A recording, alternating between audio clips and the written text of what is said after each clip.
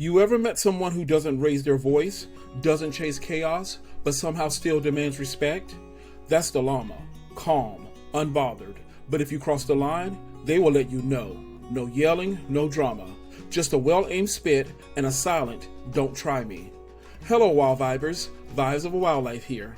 Welcome to another video where we dive into the heart, humor, and unexpected life lessons from the animal kingdom. Today, we're stepping into what I like to call the spit-free zone. Well, usually. See, llamas are low drama, high boundary animals, and we can stand to learn a thing or two. They don't roar to get respect. They just know where the line is and don't apologize for drawing it. In this video, we're breaking down how llamas manage their space like seasoned pros, from ancient pack trails to modern day don't mess with me energy. So if you're ready to protect your peace without losing your cool, hit like, share it with someone who needs a boundary boost, and subscribe for more wild wisdom. Because sometimes the boldest move is knowing when to spit, metaphorically of course, and when to just sit. Let's get into it. Let's go back in history. Way before llamas were printed on socks or meditating on yoga mats, these animals weren't just trendy, they were foundational. Over 4,000 years ago, the Inca domesticated llamas, but not for the reasons you think, not for milk, not for meat. These animals were trusted companions, transporters, climbers, lifelines through the Andes. They carried supplies over altitudes that would make most pack animals tap out. No reins, no saddles, just presence, loyalty, and a whole lot of mountain swagger. But here's where it gets wild. Llamas may work with humans, but they never worked for them.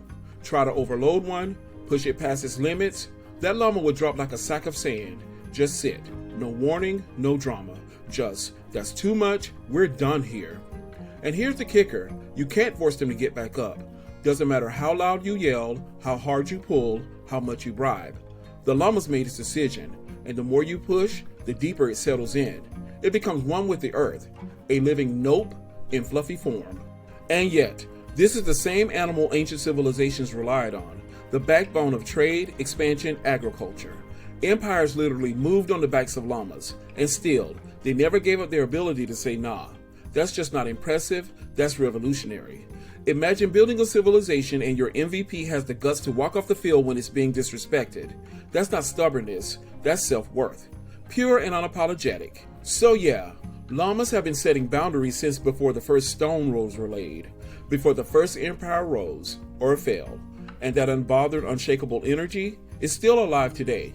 Let's talk about how llamas handle conflict now and what we can steal from their playbook. Alright, let's talk about the move llamas are known for. They don't bite, they don't bark, they don't brawl, they spit. And when they do, they mean it. It's not some lazy little puff of air. It's a full body, dialed in projectile. Part sass, part stomach acid, and always on target. Seriously, llamas rarely miss. That aim is elite. But here's what makes it interesting. It's not just gross, it's intentional. Spitting is how llamas communicate within the herd. It's not a meltdown, it's a message. Usually something along the lines of, back up, that's my food, that's my space, that's enough. Now, if that warning gets ignored, the llama levels up. They won't just spit once and walk away. If the boundary gets tested again, you're getting it harder and closer. They'll lock eyes, square up, and unleash the deluxe version. Thick, sour, stomach-churned justice. At that point, it's not a warning anymore, it's a statement. And here's the kicker, they don't lose their cool doing it. Llamas don't need to roar or throw hooves. They get the point across with one bold, unapologetic consequence. Then they shake it off and move on. And honestly, that's the real power move. Because most of us bottle it up until we explode, or we overreact the second we feel disrespected. Llamas do neither. They give you a shot to fix it, then they let you know the line's been crossed. But if you ignore that, they don't repeat themselves. They respond with clarity, not chaos. So the life lesson? You don't have to escalate to be effective. You just need to be consistent, calm, clear, and willing to stand by your boundary, even if it gets messy. And no, llamas don't walk around angry. They're not waiting to pop off. They handle it, set the tone, and keep it moving. Which brings us to the next part of their brilliance, how they stay unbothered even in the middle of the herd. Let's be clear, llamas aren't looking for a fight. They're actually pretty chill, calm, social, soft-spoken, if you will. They like their herd, they tolerate humans, and they're generally down for a peaceful day in the sun. But that doesn't mean they're pushovers. Llamas don't tolerate nonsense, not from each other, and definitely not from us. You come in too hot, get in their space, try to treat them like a prop, they'll let you know real quick, and not always with spit. That's a last resort. Most of the time, their boundaries speak before their mouths do. They'll shift their body, flick an ear, narrow those eyes like, "You sure you want to do that?" Their whole energy changes, and if you're paying attention, that's your cue to back off. Respect the space, and everything stays cool. And here's something a lot of folks don't realize. Llamas remember, like really remember.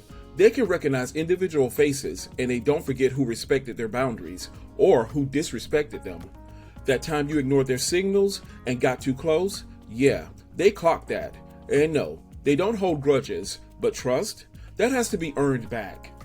Now, if you approach them with patience, if you read their cues and show respect, they'll meet you halfway. They're not petty. They just need you to get it right the next time. And honestly, isn't that kind of fair? That's the beauty of the llama vibe. You don't need to yell to be heard. You don't need to perform to be respected. You just need presence, clarity, a calm, confident, no thanks when something doesn't feel right. And the fact that they do all of this while looking like walking clouds, iconic. So while they may look soft and cuddly, deep down their whole energy says, respectfully, don't. Let's get into how we can bring some of that into our daily lives. Here's something people don't always expect. Llamas are deeply social. They live in herds, they move in groups, and within that circle, there's a system.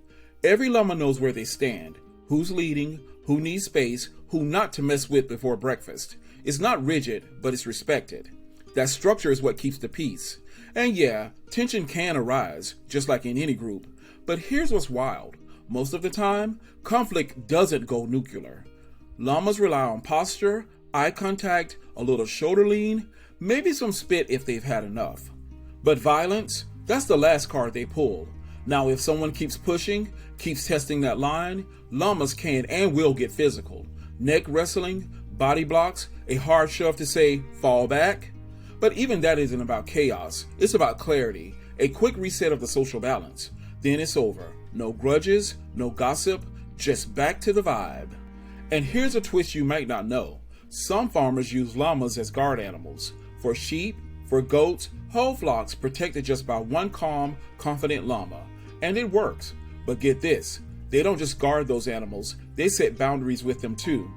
Even the sheep have to learn, don't crowd me.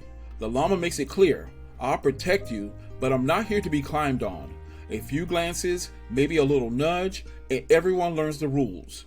And if a coyote rolls up, that llama doesn't panic. It locks eyes, lowers its head, starts marching. Most predators turn and run because they can feel it. This isn't prey, this is presence. So what's the lesson? Boundaries aren't personal, they're foundational. They're how communities work. They keep the peace, they protect the flow. And when done right, they serve everybody.